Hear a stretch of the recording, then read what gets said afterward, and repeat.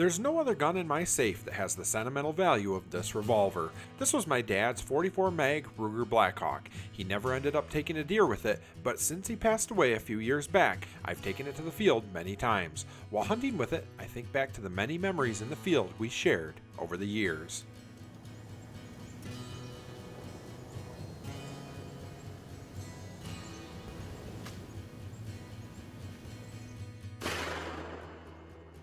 When Ken Kelly, the owner of Magna-Port, asked me if I wanted to come down and work on my dad's gun, I jumped at the chance.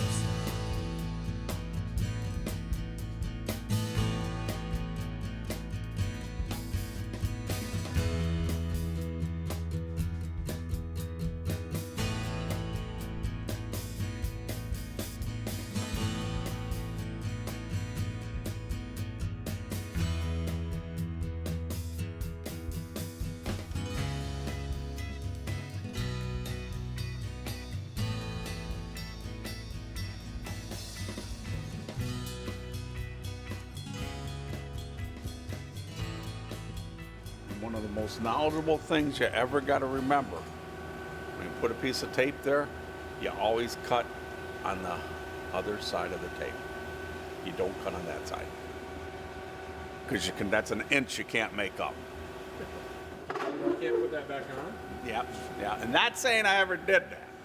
Not saying I ever went on the other end of the thing there, but it has happened. If you've never met Ken Kelly, then you're missing out. Ken is one of the nicest, most generous, humble guys I've ever met, and one of the best gunsmiths in the country. In fact, he won the Pistol Smith of the Year award in 2007. When Ken asked me to come down to the shop, well, I felt honored to be able to learn from one of the best. He has worked in this same shop for virtually his whole life. He learned from his dad Larry, who was world-renowned for his handgun hunting exploits and invented the porting technique that they are famous for. Larry was larger than life and took the African Dangerous 5 all with a handgun. He took hundreds of animals over the years, many of which hang in the trophy room in the front of the building in Mount Clemens, Michigan.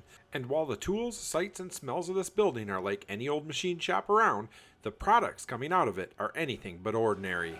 I mean, how many hours have you personally spent on these machines? God, I don't know. I was 12 when I started. How many years of your life? Well, I think it was with this one. We got it in 74 or 75 when we got this Bridgeport. So, still pretty good shape.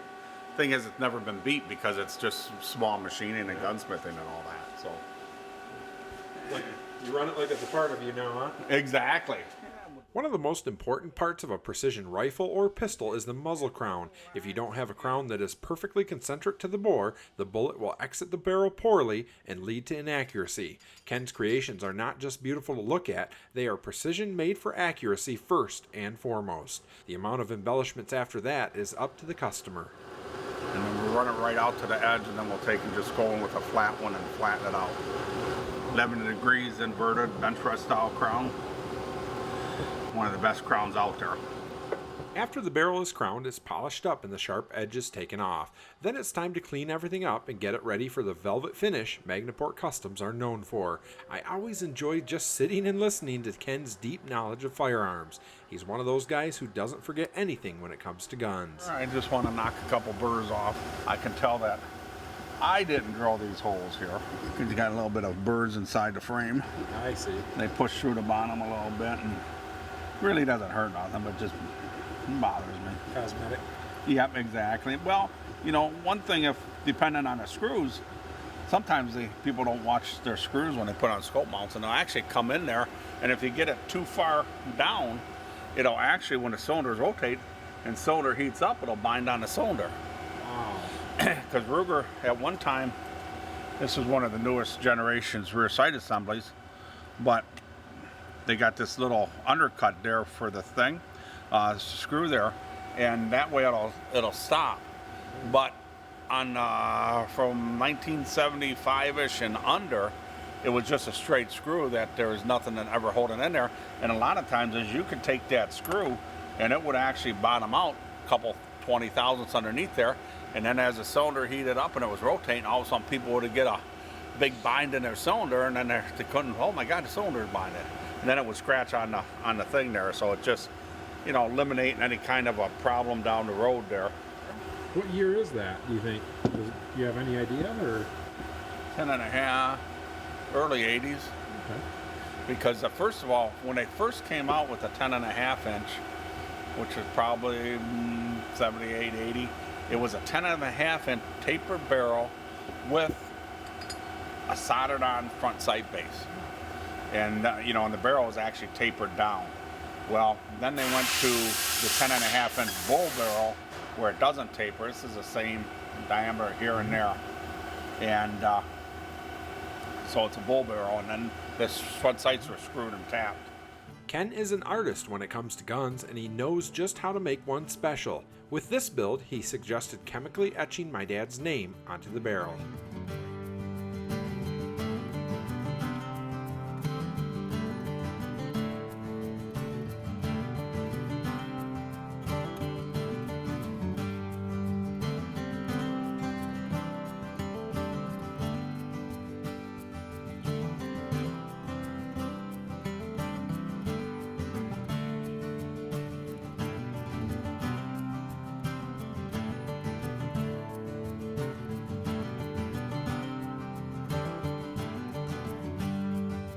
After the etching, it was on to the polishing room. Ken demonstrated how to get everything polished to a shiny chrome. Then it was my turn to do all the pins, screws, trigger, and hammer. Once everything was polished, it would be on to the jeweling, which takes a machinist's touch. A machinist I am not, but Ken is a good teacher and patiently explained the whole process.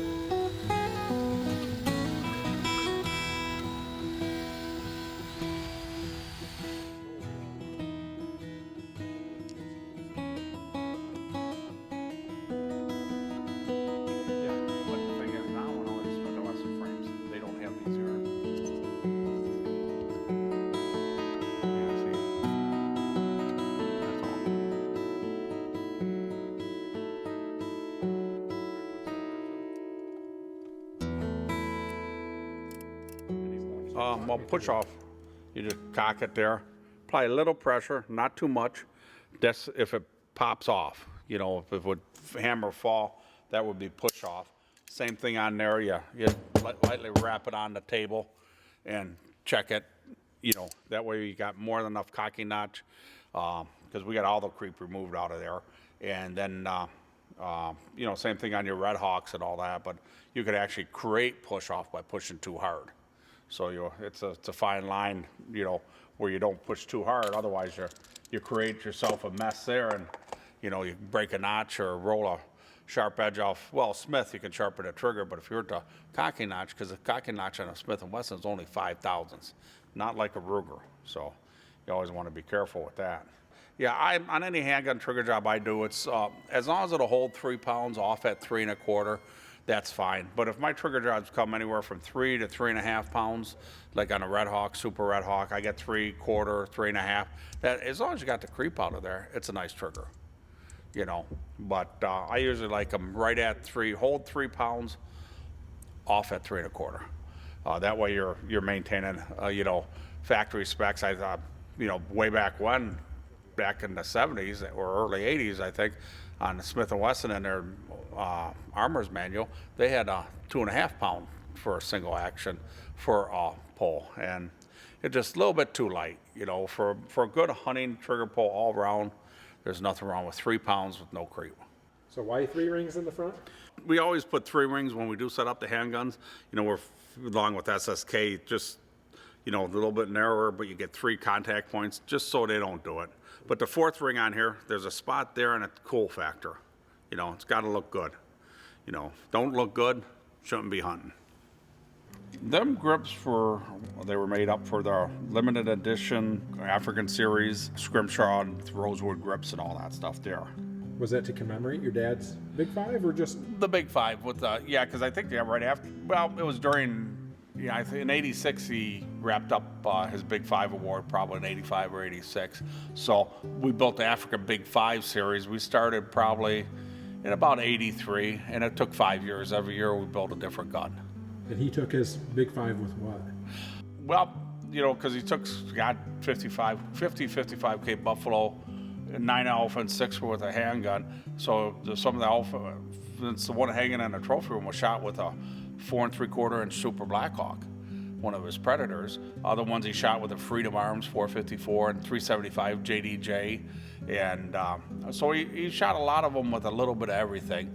You know, he had some good handguns. His favorite was the, you know, the Ruger Stalker in 44. But, you know, but then once that JDJ come along there, he fell in love with that 375. So, and then later in life, when he couldn't handle recoil, he ended up the 6.5 JDJ, just because he couldn't take in he was so weak because he had so many stints. He just went with the 6.5. Was, I mean, shoot 300 yards with it and hardly any recoil. It's always fun to spend time with Ken, but to have one-on-one instruction, well, I couldn't think of a better way to spend a Saturday. My dad's old gun has never looked better and will be a priceless heirloom to be passed down for generations. I can't wait to take it to the woods and make more memories that I can share with my kids.